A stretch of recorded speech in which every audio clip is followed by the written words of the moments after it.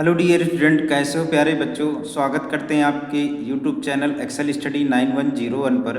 प्रिय विद्यार्थियों, हमने क्लास 10th का मॉडल पेपर इंग्लिश का हमने फर्स्ट पार्ट पहले सेशन में करवाया था। आज हम उसी पार्ट को कंटिन्यू करेंगे। तो हमने प्यारे बच्चों फर्स्ट पार्ट में जो किया था, पार्ट ए में हमने 1 से 20 तक MCQ क्वेश्चन किए थे, मल्टीपल चॉइस क्वेश्चन।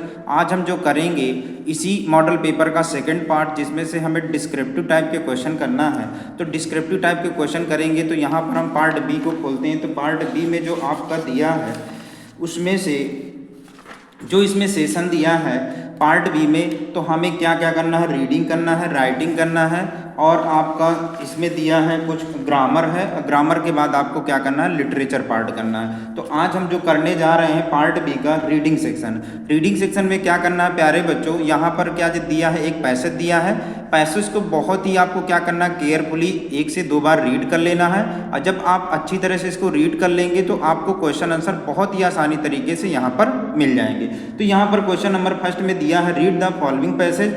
मतलब यहाँ पर क्या कर रहा है कि इस क्वेश्चन मतलब पैसेज को आप पढ़िए और उसके जो आंसर हैं वो नीचे क्वेश्चन दिए गए हैं, इनके आंसर आपको पैसेज से ढूंढना है। तो पहला क्वेश्चन जो आपको दिया है कि whom does the statue of the liberty represent। Statue of liberty क्या रिप्रेजेंट करती है।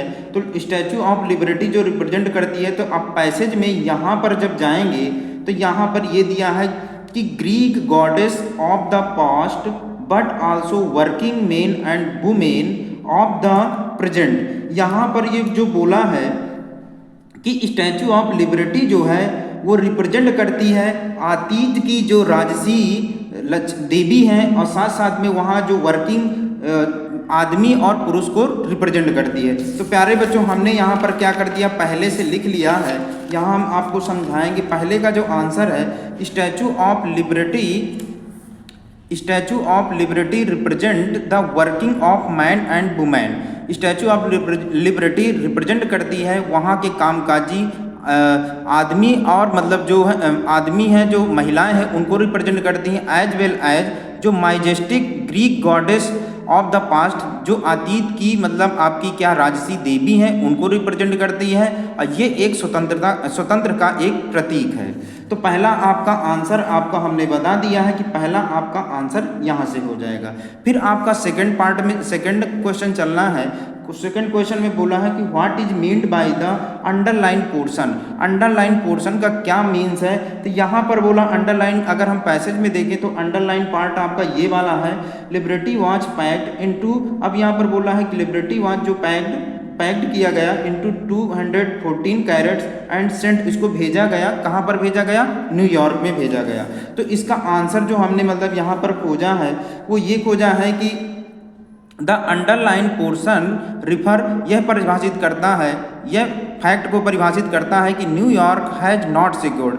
जो न्यूयॉर्क था वो क्या था, असुरक्षित था। किसके मामले में, जो वहाँ पर फाउंडेशन, जो वहाँ पर स्थापना का जो फंड आया था, पैसा आया था, वो क्या था, स्टैचू ऑफ लिबर्टी के लिए। वो डिस्पाइट ऑफ स्टैचू, जैसे ही मतलब मूर्ति आई तो lack of the financial resource past of challenge, जैसे फाइनेंशियल की कमी हुई तो ये क्या हो गया, यहाँ पर एक चुनौती के रूप में क्या हो गया, परिभाषित हुआ। तो यहाँ पर ये सब दिया है कि New York had secured fund in build to foundation. तो यहाँ तक आपको क्या करना है, इसका सेकंड हो जाएगा। अगर पूरा आप लिखना चाहते हैं तो इस तरीके से आप इसको परिभाषित कर सकते हैं। फिर प्यारे बच्चों अगले क्वेश्चन में जाते हैं। How did America collect money to install the statue. America ने कितना पैसा इकट्ठा किया था किस्त के रूप में स्टैचू के लिए। तो यहाँ पर प्यारे बच्चों जिसका आंसर है, अकॉर्डिंग टू पैसेज के अनुसार America collected money to install. America ने जो पैसा इकट्ठा किया था किस्त के रूप में statue when A New York newspaper में क्या किया था, उसको परिभाषित मतलब दर्शाया था कि पीपल फॉर द डोनेशन, जो व्यक्ति मतलब क्या करने चाहें, डोनेशन देना चाहें, वो क्या हो जाएंगे, आभारी रहेंगे हमारे। तो ये आपका क्या हो जाएगा, सी पार्ट का आंसर हो जाएगा। अब अगला आपका है which word in the passage means requested का यहाँ पर क्या अर्थ है। तो रिक्वेस्टेड का अर्थ आप पैसेज में जब जाओगे तो यहाँ पर आपका दिया है इम्प्लोर्ड।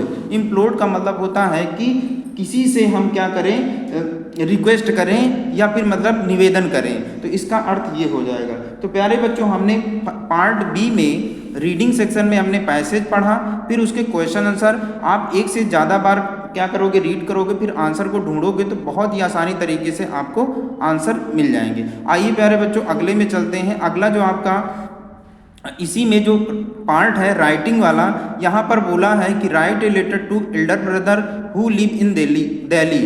अब यहाँ पर आपको क्या करना है, एक लेटर लिखना है अपने बड़े भाई को कि हु लिव इन दिल्ली, वो दिल्ली में रहते हैं। शेयरिंग योर फीलिंग, आपको अपनी फीलिंग मतलब बताना है उसको कि हाउ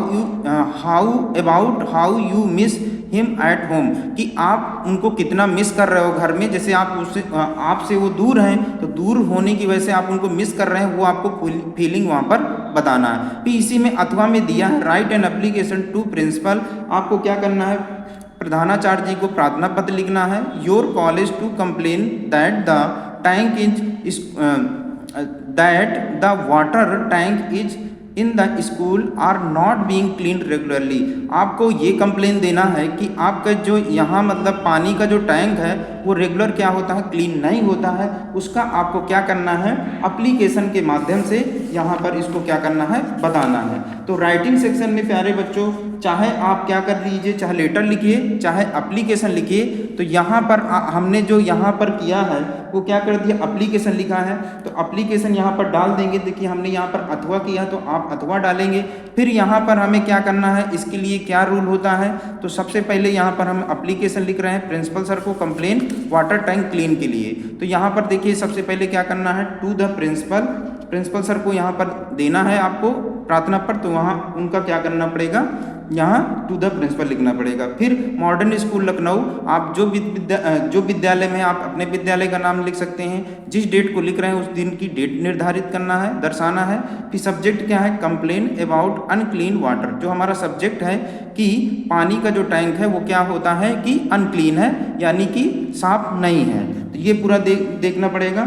फिर यहाँ पर सर या मैम, अगर सर हैं तो हमें सर यहाँ पर दर्शाना है, अगर मैम है प्रिंसिपल तो वहाँ पर मैम दर्शाना है। फिर देखिए यहाँ पर क्या लिखा, आई विश टू से, मैं आपसे निवेदन करता हूँ, आई विश मैं चाहता हूँ कि, से कहना चाहता हूँ कि the water tank in our college, जो पानी का टैंक है हमारे कॉलेज का, और नॉट क्लीन्ड, वह मतलब क्या है कि साफ सुथरा नहीं रहता, रेगुलरली नियमित रूप से साफ सुथरा नहीं रहता है।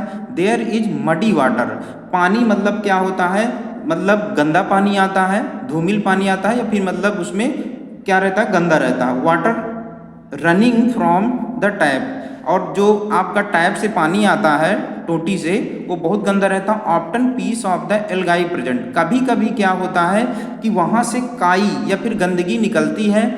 As the result many student, इसी परिणाम की वजह से काफ़ी बच्चे क्या होते हैं, बीमार हो जा रहे हैं, फॉलिंग इल, बीमार हो जाते हैं। मोस्ट ऑफ द स्टूडेंट, अधिकतर बच्चे क्या होते हैं, अब्सेंट रहते हैं, अब्सेंट का मतलब अनुपस्थित रहते हैं, इसी कंडीशन की वजह से, ड्यू दिस, इसकी वजह से।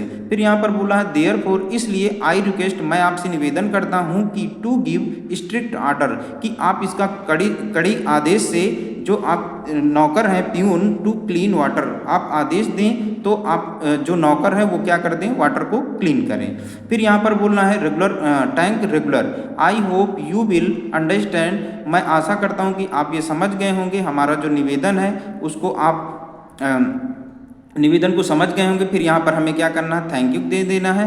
थैंक यू के बाद यहाँ पर क्या करना है, योर सिंसियरली, जो आपके प्रार्थी हैं यहाँ पर आप अपना नाम लिख सकते हैं। तो इस तरह से आप प्यारे बच्चों क्या करेंगे, प्रार्थना पत्र लिखेंगे तो आपके क्या होंगे, मार्क्स भी नहीं कटेंगे और एकदम साफ सुथरा भी देखने को मिलेगा और नंबर भी नहीं कटेगा। तो इस तरीके से आप इसको क्या करना है, इसी तरह आपको लिखना है पेपर टाइम में। और पेपर में जो आता है, एक लेटर आता है, एक एप्लीकेशन आता है, तो जो आपको सही तरीके से आप लिख सको, लेटर अगर सही तरीके से लिख सकते हैं तो लेटर लिखना है, और एप्लीकेशन आप सही तरीके से लिख सकते हैं तो एप्लीकेशन लिखना है। आइए अगले क्वेश्चन में, राइटिंग वाला सेक्शन हमारा यहाँ पर ए पार्ट हो गया, क्वेश्चन नंबर 2।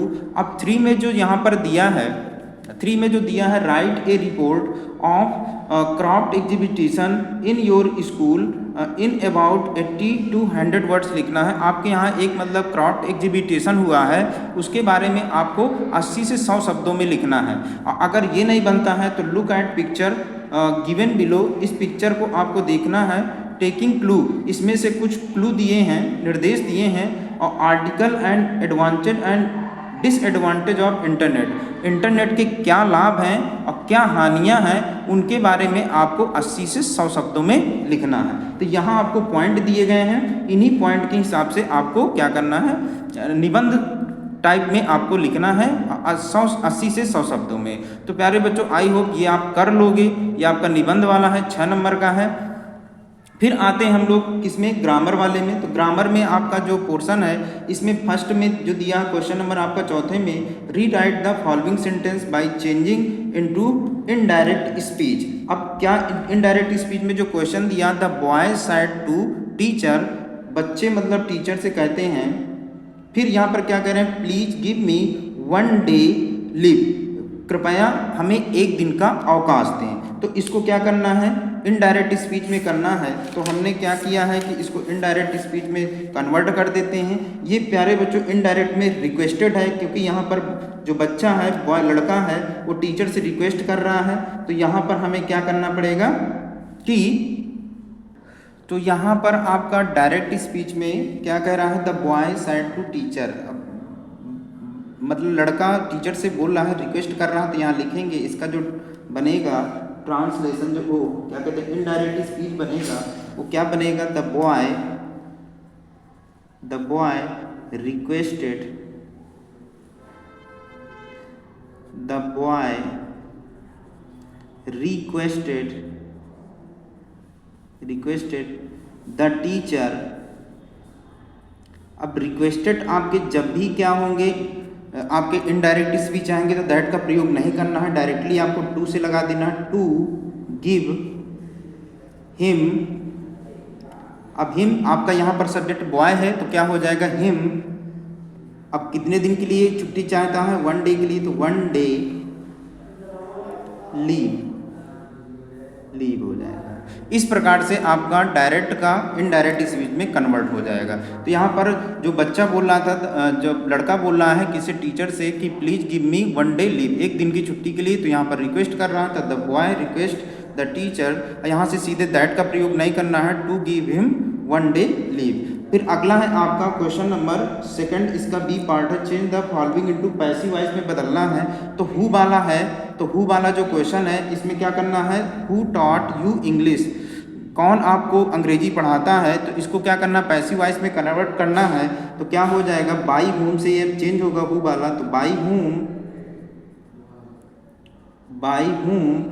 अब ये आपका क्या है, पास्ट इंडेफिनिट का है, तो क्या हो जाएगा, पास्ट कंटिन्यूअस में जाएगा। तो वॉच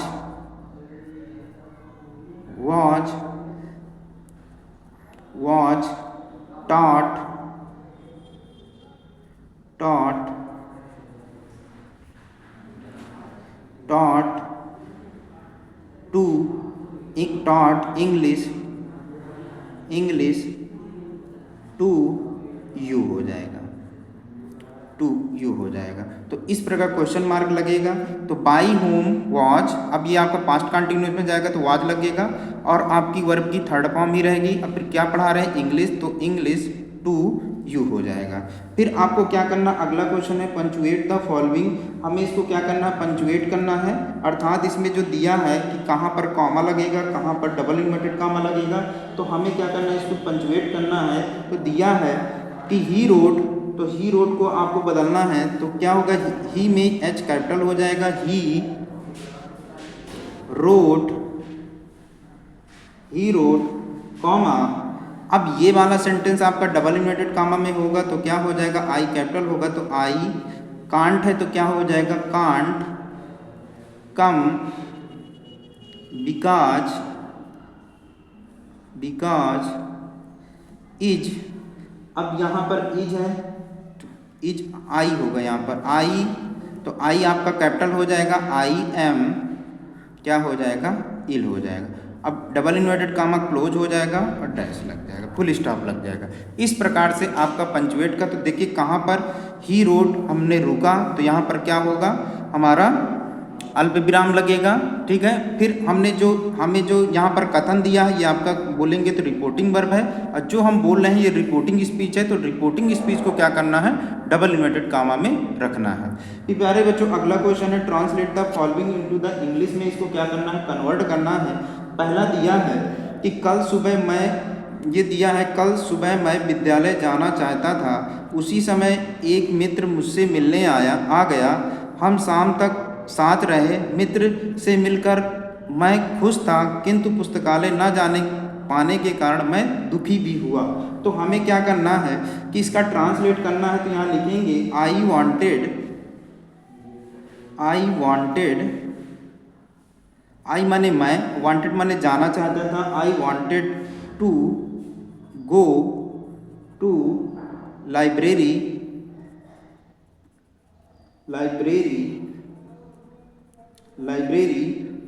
टुमारो, कल के लिए क्या हो जाएगा, टुमारो।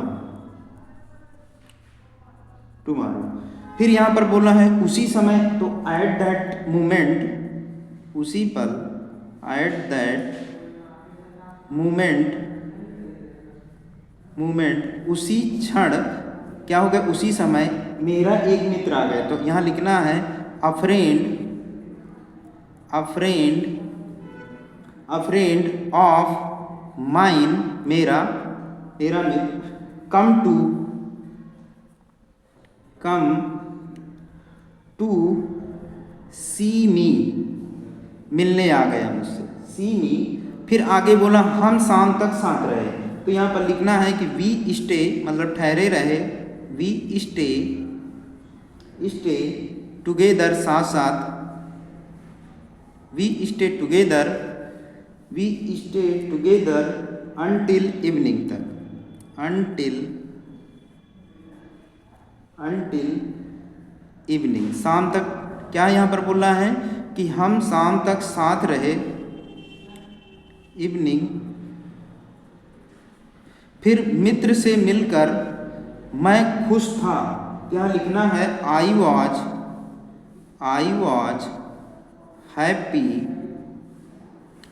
हैप्पी, मैं प्रसन्न था, टू मीट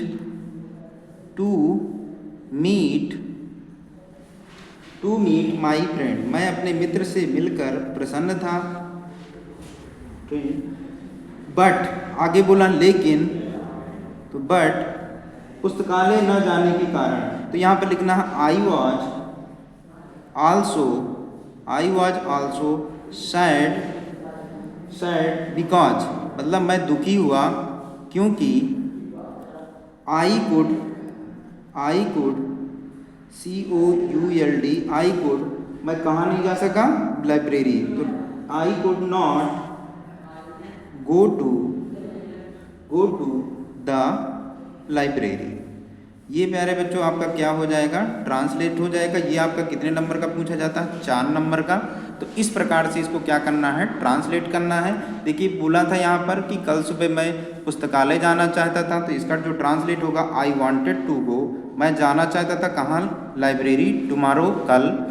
लेकिन उसी समय, एट द मोमेंट, उसी समय, अ फ्रेंड ऑफ माइन, मेरा एक मित्र, कम टू सी मी, मुझसे मिलने आया, हम शाम तक ठहरे रहे, तो यहाँ पर लिखना है वी स्टे टुगेदर, हम साथ साथ, अनटिल टू इवनिंग, शाम तक ठहरे रहे। फिर यहाँ पर बोला मित्र से मिलकर मैं खुश था, तो I was happy to meet my friend, मैं अपने मित्र से मिलकर प्रसन्न था, लेकिन, तो यहाँ करना but I was also sad, मैं दुखी भी था क्योंकि वो बोल रहा है कि I could not go to library, मैं इस लाइब्रेरी ना जा सका। तो प्यारे बच्चों हमने यहाँ पर क्या किया, पार्ट बी में 3 सेशन किए, एक रीडिंग किया, फिर हमने क्या किया, राइटिंग किया। राइटिंग के बाद हमने यहाँ पर किया ग्रामर वाला पोर्शन। बाकी आपका जो लिटरेचर वाला पार्ट है उसमें से आप क्वेश्चन आंसर याद कर लोगे, आई होप। जो आपका यहाँ से आपका 3-3 नंबर के 2 क्वेश्चन आ रहे हैं। बाकी पार्ट में आपके जो क्वेश्चन आंसर आते हैं 4 नंबर का भी आता है, 3 नंबर का। देखिए यहाँ पर क्या करना है, एक 4 लाइन की आपकी पोएम आती है, ये मस्ट है, तो इसको आप जरूर याद कर लेंगे। साथ साथ में एक सेंट्रल आइडिया आता है 3 नंबर का, तो ये भी याद कर लेंगे। बाकी क्वेश्चन आंसर आप तैयार कर लेंगे। यहाँ से तैयार करेंगे तो काफ़ी चीज़ आपको नंबर भी यहाँ से मिलेंगे। तो बाकी आपको कोई भी डाउट होता है कमेंट बॉक्स में आप हमें क्वेश्चन भेज सकते हैं, हम आपका डाउट अवश्य क्लियर करेंगे। थैंक्स।